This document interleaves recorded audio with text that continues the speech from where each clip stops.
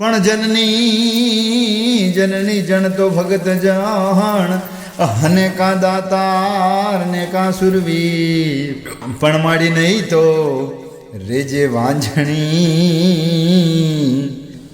હે તારું મત રે ગુમાવીશનું જનની જણ તો ભગત જણ ને કા દાતાર ને કા સુરવીર નહીં તો રેજે વાંઝણી તારું મત ગુમાવીશનું મિત્રો કવિ કહે છે કે હે જનની તું જણે તો કોઈ ભક્તને જણજે, કોઈ દાતારને જણજે, કોઈ સુરવીરને જણજે, નહીતર વાંઝણી રહેજે પણ તારું નૂર ન ગુમાવીશ.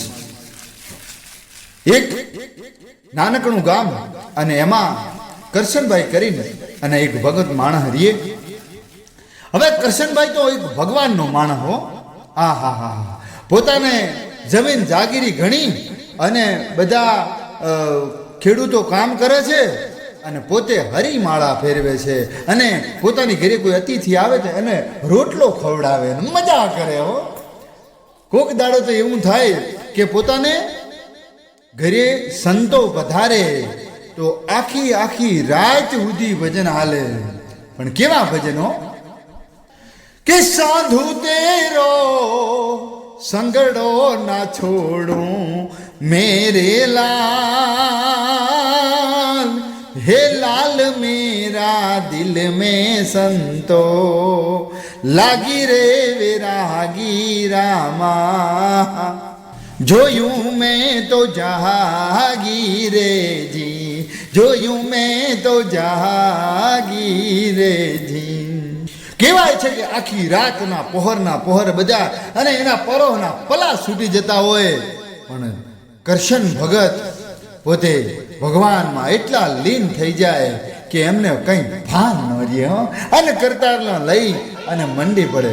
કેવું કે ખબર, હે કપડા ભી રંગ્યા મેરે ભાઈ, અચલા ભી રંગ્યા રે જી, કપડા ભી રંગ્યા મેરે ભાઈ, અચલા ભી રંગ્યા રે જી.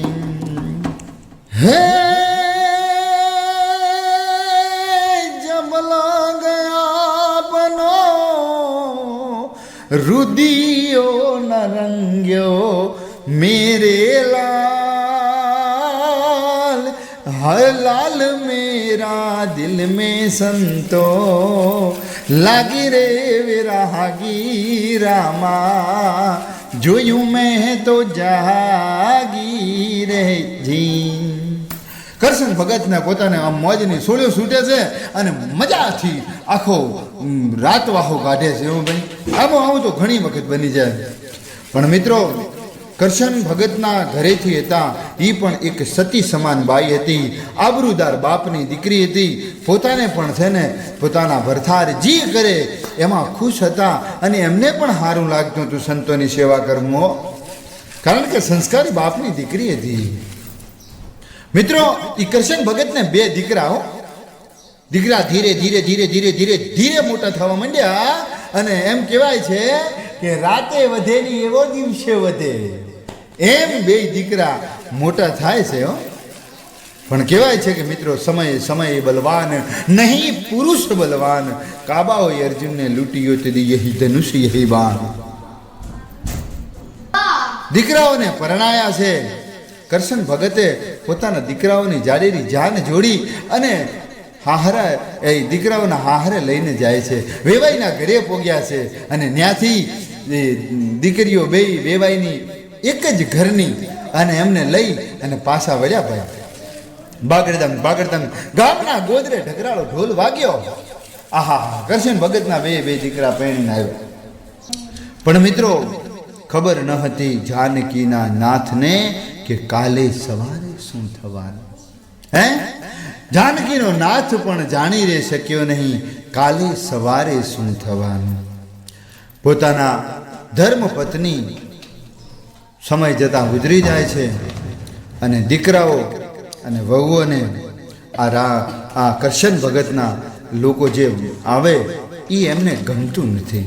એમની કરશન ભગત જોડે જે માણસો આવે છે બેહવા માટે, જે સંતો આવે છે પોતાના ઘરે, એ પણ એમને ગમતું નથી. ધીરે ધીરે ધીરે ધીરે ધીરે આશરાનો ધર્મ ઓછો થતો જાય છે. કારણ કે જ્યાં સ્ત્રી મોઢું કાળું કરે ત્યાં કહેવાય છે કે કલેશનું બીજું રૂપ આવી જાય છે. અને ત્યાં કોઈ દિવસ સંત તો શું, કોઈ માણસ પણ ન જાય એવું થાય ભાઈનો. કારણ કે સ્ત્રી છે એ લક્ષ્મી છે, લક્ષ્મીનો અવતાર છે. એક દિવસ કરશન ભગતના ઘરે એક મંડળી આવી અને કહે છે કે ભગત બાપા, અમારે અહીંયા આગળ રોટલાનું કરવું છે, તો હરે હર કરવા છે, તો અહીંયા અમને રાખો ને, આજની રાત અમે અહીંયા રહેવા માંગીએ છીએ. કરશન ભગત તો ખુશ થઈ ગયા હો. એને એમ થયું કે ઘણા દાડે મારા ઘરે આજે માણસ આવ્યું છે. કારણ કે પહેલાં માણસો તો ઘણા આવતા પોતાની પત્ની હતા એટલે, પણ શું થાય કે ભગત આડાવડા હોય એટલે અમુક લોકો ના પાડી દે. આ વહુઓ ના પાડી દીધી કે ભાઈ અહીંયા કોઈ ભગત નથી, અહીંયા કોઈ નથી, અહીંયા જાઓ તમે આગળ જાઓ. પણ ભગતના ઘરે આજ ભગતગીરી હતા ને ઘણા દિવસે એમણે મહેમાનને જોયા એટલે ભગતના પોરોના પલા મંડ્યા છૂટવા અને બધાને બોલાવ્યા.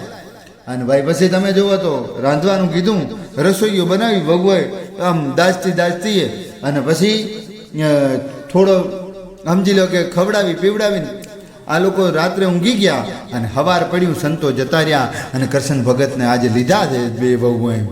બાપુજી તમને ખબર નથી પડતી અમારે લોકોને કેટલું કામ હોય છે, અમારા છોકરા નાના હોય છે, તમારે શું આખો દિવસ અમારે લોકોની સેવા જ કર્યા કરવાની, અમારા છોકરાનું કાંઈ નથી કરવાનું. હા કરશન ભગતનું મગજ હલી ગયું. એક ઘડીક વાર માટે માણસ આમ ઘેલો બની ગયો કે આ શું થઈ રહ્યું છે મારા ઘરમાં. બહુ આઘાત લાગી ગયો એમને. કરશન ભગતે દીકરાઓને કીધું નથી અને એમના એમ એ જે વહુના કવેણ હતા ને એ પી ગયા. મિત્રો કહેવાય છે કે દુઃખને વ્યક્ત કરવું, દુઃખ લગાડવું આ બધું નાની વસ્તુ છે, પણ દુઃખને પી જવું અને છતાંય હસતા મોઢે જતું રહેવું એ વસ્તુ. કરશન ભગત દુઃખને પી ગયા અને જતા રહ્યા. સંતોના સમાગમમાં જતા રહ્યા. એમને એમ થઈ ગયું કે હવે અહીંયા રહેવાય જ નહીં, આ દુનિયા મિથ્યા છે, બ્રહ્મ એક સત્ય છે, એમ કરી અને પોતે જતા રહે છે. પણ ચાલતા છે બદ્રીનાથ મહાશિવ પ્રભુના દર્શન કરવા માટે પોતે ભોગે ગયા છે. ત્યાં જઈ અને ભગવાન શિવની આરાધના કરી 100 મહિના સુધી ભગવાન શિવના ઉપર આમ તપ કર્યો હોય એમ પોતે ભક્તિમાં લીન થઈ ગયા હતા. અને 100 મહિના થયા અને પાછા વળ્યા પોતે ત્યાંથી પાછા વળતા પોતે વળે છે અને એવામાં એમને એક કહેવાય છે કે આકાશવાણી થઈ કે કરશન ભગત, હા કે તું પાછો વળી જા. તો કે કાં બાપા? અરે પાછો વળી જા, તારા ઘરની અંદર લોકોને પગ પેરું થવા દેતા નથી, એ લોકોને બહાર કાઢ. અને કરશન ભગત ભાઈ આવ્યા હો, છેક ઘરે આવ્યા અને ભગવાન શિવની એમ કહેવાય છે કે અંદરથી જે અવાજ નીકળે ને એને આકાશવાણી કહેવાય. કારણ કે આપણું આ પંચભૂતના પૂતળામાંથી જે આત્મંત જે બોલે એને આકાશવાણી કહેવાય. અને એ કહેવાય છે કે ભાઈ એણે ઘરના ડગલા માંડ્યા અને ઘરે આવી અને ઘરે વહુને છોકરાઓને કીધું કે ભાઈ હું ખૂબ દોલત કમાવીને લાવ્યો છું, માટે જેને ચિયા છોકરાને વધુ જોઈએ છે, જે મને સારી રીતે રાખી એને હું વધારે દઈશ.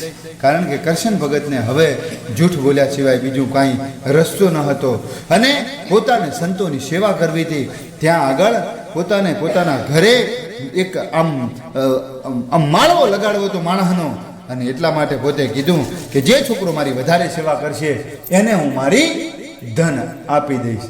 અને પછી તો ભાઈ તમે જુઓ તો વહુવાન છોકરાને જડી અને મંડ્યા. તમે જુઓ તો કરશન ભગત તો ખુશાલ. પછી તો બાયડીઓ રસ્તામાં જતી હોય ને તો કે અમારા બાપુ ને ત્યાં આગળ આવજો, કે અમારા બાપુ કે ભગત છે કે. અને ભાઈ તમે જુઓ તો બાયડીઓ પાણીની હેલ ભરવા જાય, ત્યાંથી મહેમાનો ઉપાડતી આવે ને મહેમાનોને લાગે માળવો. અને પછી ભાઈ જાકા ચીકી બોલે હા ઉલી સા લઈને આવે તો આ વરે પાછું પાણી લઈને આવે, ઉલી વરે જમવાનું બનાવે તો આ વરે કહે છે કે લ્યો તમે મુખવા શીખો. સંતોને મોજ પડી જવા માંડી હો ભાઈ.